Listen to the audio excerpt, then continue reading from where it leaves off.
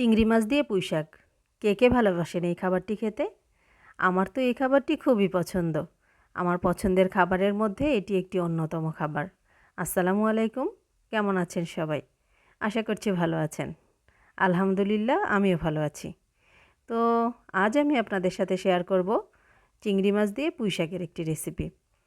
এই যে রান্নার শুরুতেই এখানে পেঁয়াজ কুচি, রসুন কুচি, কয়েকটি কাঁচা মরিচ ফালি করে দিয়েছি।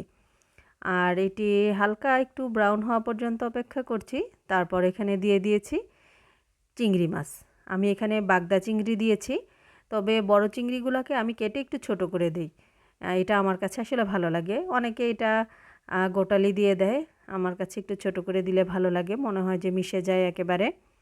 তো চিংড়িগুলো যখন একটু হালকা ভাজা হয়ে এসেছে, তখন এখানে স্বাদমতো লবণ দিয়ে দিয়েছি লাল মরিচের গুঁড়া, এর সাথে অ্যাড করে দিয়েছি হলুদ গুঁড়া, আর সামান্য একটু পেঁয়াজ বাটাও দিয়েছি। আর এখানে একটু পানি দিয়ে মশলাগুলোকে কষিয়ে নিব। এখন দিয়ে দিয়েছি 1 চামচ পরিমাণ ধনিয়ার গুঁড়া আর 1 চামচ জিরা গুঁড়া। পানি দিয়ে মশলাটিকে খুব সুন্দর করে কষিয়ে নিব এই চিংড়ি মাছগুলো দিয়ে। যখন মশলাটা কষানো হয়ে যাবে মোটামুটি, তখন এখানে আমি আলু দিয়ে দিব।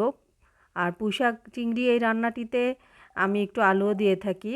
তো আলুটা আগে আগে দিয়ে দিচ্ছি, কারণ পুঁই শাক সিদ্ধ হতে খুবই কম সময় লাগে। এই জন্য আলুগুলোকে আগে একটু সিদ্ধ করে নিব।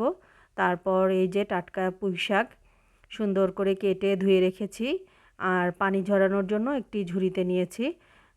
যখন আলুগুলো একটু মোটামুটি সিদ্ধ হয়ে যাবে, তখন এই পুঁই শাকগুলো এর সাথে অ্যাড করে দিব। এই যে মোটামুটি আলুটা একটু সিদ্ধ হয়ে গেছে আর মশলাটা সুন্দর করে কষে এসেছে। এই পর্যায়ে তাজা এই পুঁই শাকগুলো দিয়ে দিলাম এর সাথে। এরপর সুন্দর করে নেড়েচেড়ে ঢাকনা দিয়ে দিতে হবে।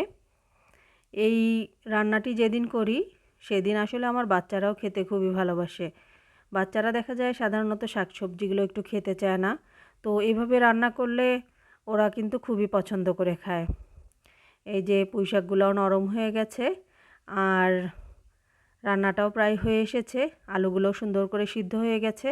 আমি এটা একেবারে ভাজা ভাজা করব না, সামান্য একটু ভেজা ভেজা ঝোল রাখবো, তখন এটি খেতে খুবই চমৎকার লাগে। আপনারা কে কে এভাবে রান্না করে খান কমেন্টস করে আমাকে জানাতে পারেন। ব্যাস, আমার রান্না প্রায় হয়ে গেছে, এখন খাবার পালা। আজ এই পর্যন্তই। আল্লাহ হাফেজ।